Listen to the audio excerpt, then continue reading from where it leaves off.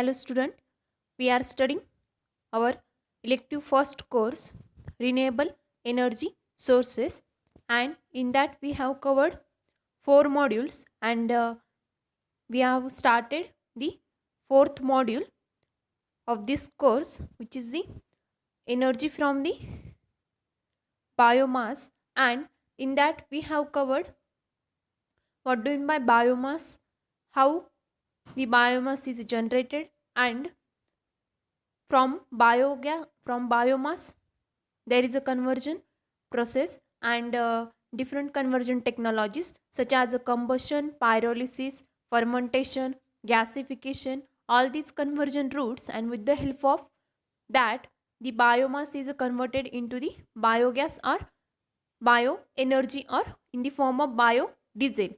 So in our previous videos we discuss about all these conversion routes, and also we have covered the generation of the biomass, how the which materials are used for the generation of the biogas, and also we have studied the factors affecting biodigestion process, and there are 10 factors which affects the biodigestion process, that is the temperature, pressure, solid to moisture ratio, pH value, feeding rate, seeding of biomass with bacteria, carbon to nitrogen ratio, and other nutrients in the biomass, also retention time, mixing or stirring, and the another one factor is the effect of toxic substances. All these factors affects the biodigestion process, and how the all these factors affect biodigestion we have seen in our previous video.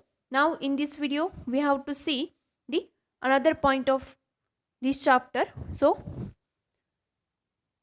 working of the biogas plant, up to that we have covered the sources of the biomass and generation of the biomass, but how the biomass plant actually works. So we study this part in this video. So let's start. Principle of the biogas production. Biogas is produced through the anaerobic fermentation process in the presence of water. We have discussed already the anaerobic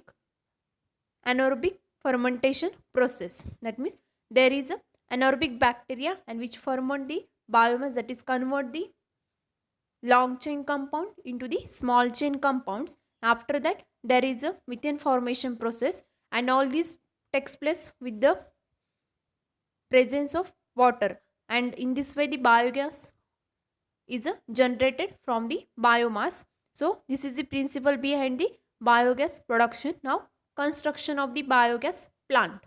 The biogas plant is a brick cement structure having the following 5 sections.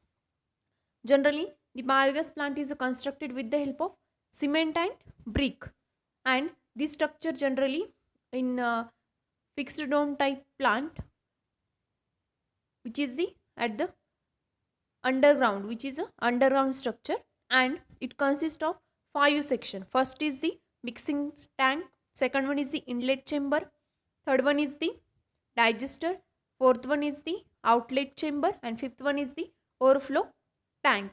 These all are the 5 main sections of the biogas plant. First is the mixing tank.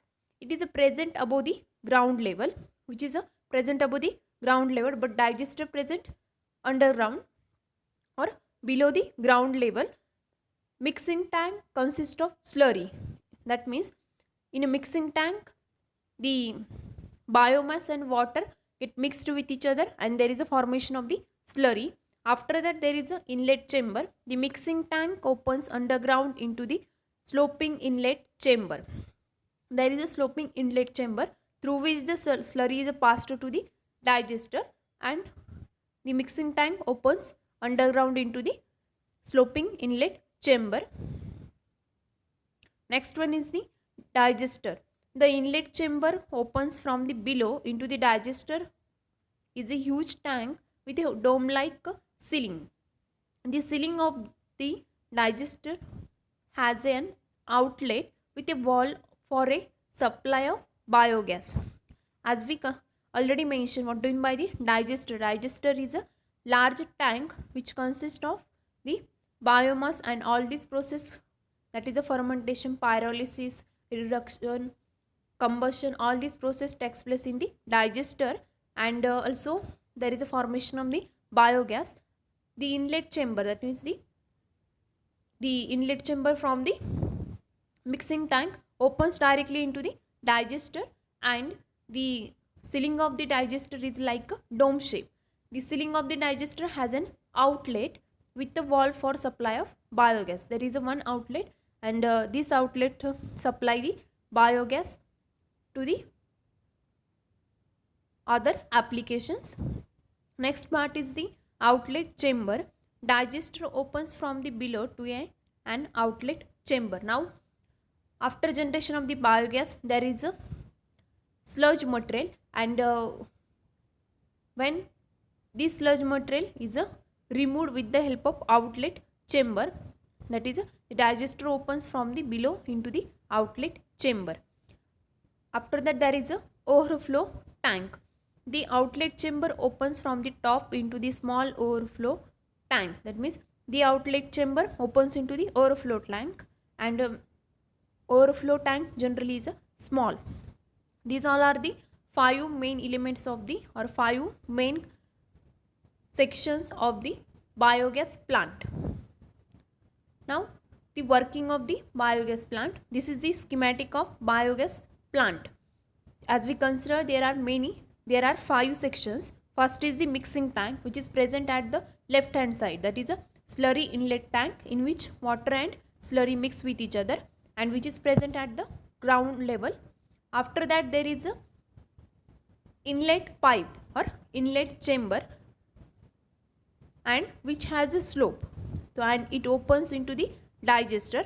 After that, there is a dome like structure which is the digester, and digester consists of partition wall, and when there is production of the biogas, then the biogas is passing through the gas wall to the required application, and after that digester opens into the outlet tank or outlet chamber, and there is a AC outlet pipe, and after that there is another tank which is a outlet tank or overflow tank, in which the outlet chamber opens, and all this remaining slurry after production of the biogas or a sludge material, which will be held into the outlet tank. So this is the schematic of biogas plant. Now, how it works, working of the biogas production. The various form of biogas are mixed with an equal quantity of water in the mixing tank. This forms slurry. We know that we can add bio with the water, then there is a formation of the slurry. The slurry is fed into the digester through the inlet chamber. There is an inlet chamber, that is after mixing tank there is a inlet chamber, which has a slope so that the slurry can easily fed to the digester. When the digester is partially filled with a slurry, the introduction of the slurry is stopped, and the plant is left unused for about 2 months. When the digester filled with the slurry, and which is at half level, then the introduction of the slurry or the submerge of the slurry is stopped, and the plant remains as it is. That means it is left unused for about 2 months, so that there is all process takes place, that is fermentation, methane formation. Last stage is a methane formation. Before that there is a anaerobic digestion with the help of anaerobic bacteria, and after that there is a microorganism activity, growth and microorganism activity, that is the methane fermenters, and after that there is a formation of the methane gas, that is the CH4 and CO2. In this way the biogas is formed during 2 months. During these 2 months, anaerobic bacteria present in the slurry decomposes or ferment the biogas in the presence of water. As already just now we mentioned, during these 2 months the anaerobic bacteria, and these anaerobic bacteria play very important role for the fermentation process. In a fermentation process, the slurry decomposes into the small chain compounds, and after that the next stage is happens, that is methane formation, and or acid former are available there. These are the one of the type of the bacteria, and all this process takes place in the presence of water. As a result of anaerobic fermentation, biogas is formed, that is there is a formation of with the help of acid fermenter and the biogas generation or anaerobic bacteria. When they both are in the dynamic equilibrium, and then we get the biogas in well form or also in a well quantity, that is it determines the efficiency of the biogas plant, that is the dynamic equilibrium between the acid fermenter and anaerobic bacteria. So they play very important role for the formation of the biogas. And after the formation of the biogas, there is a collection of the biogas in the dome of the digester, because the upper side of the digester consists of gas wall, and this gas wall opens when we require the gas, or we can open this wall when we require the gas, and further we can use this gas for the other application, generally which is used for the cooking purposes. As more and more biogas starts collecting, the pressure exerted by the biogas forces the spent slurry into the outlet chamber. That means when there is a production of the biogas, there is a pressure due to biogas, and due to that pressure the spent slurry, that is a sludge material, that is the biomass which remains after production of the biogas is a spent slurry, and which is given to the outlet chamber. From the outlet chamber, the spent slurry overflows into the overflow tank. As already we mentioned in the figure, there is a after outlet chamber there is overflow tank, and in that the spent slurry is collected.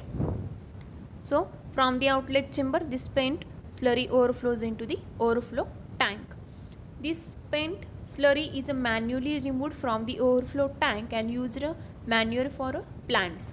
When there is a production of the biogas, the spent slurry is given to the outlet chamber. After that, this slurry is given to the overflow tanks, and in the overflow tanks we can remove the slurry manually, and which is used as a fertilizer or manure for plants, or which is acts as a fertilizer for soil.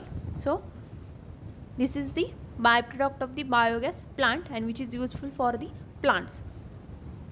Now the gas valve connected to the system of pipelines is opened when the supply of gas is required. When we want to supply the gas, then we can open the gas valve connected to the system, and then we get the biogas for the further applications. To obtain a continuous supply of biogas, a functioning plant can be fed continuously with the prepared slurry. This is the working of the biogas plant, but for a particular duration of time. But when we want the biogas in a continuous way, then we have to add the slurry, prepared slurry daily, and so we get the biogas in a large quantity, or when we want the supply of the biogas. So for functioning plant can be fed continuously with the prepared slurry. So this is the working principle of the biogas plant, and the construction of the biogas plant. So this is all about the working principle of the biogas plant, or how the biogas plant works, and which converts the biomass into the form of biogas. So this is all about the working principle of the biogas plant. Generally in construction part there are main 5 elements, that is a mixing tank, inlet chamber, after that there is a digester, after that there is a outlet chamber, and last one is overflow tank.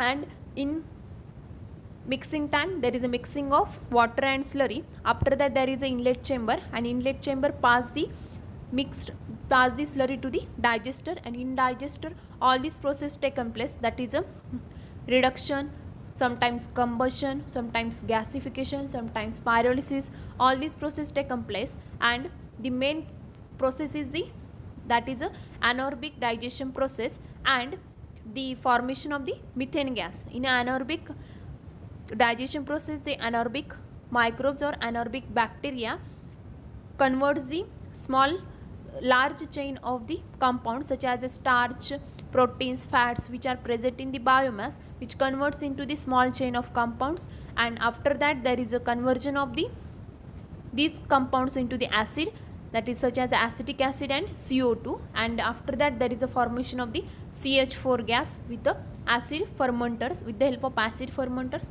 So all this process taken place into the digester, and after that all this process there is a formation of the biogas, and the byproduct is a spent slurry, and this spent slurry is given to the outlet chamber, and after that this outlet chamber opens into the overflow tank, and the last procedure is the, we can manually remove the spent slurry through the overflow tank, and which is acts as a fertilizer for the plants. So this is all about the working principle of the biogas plant.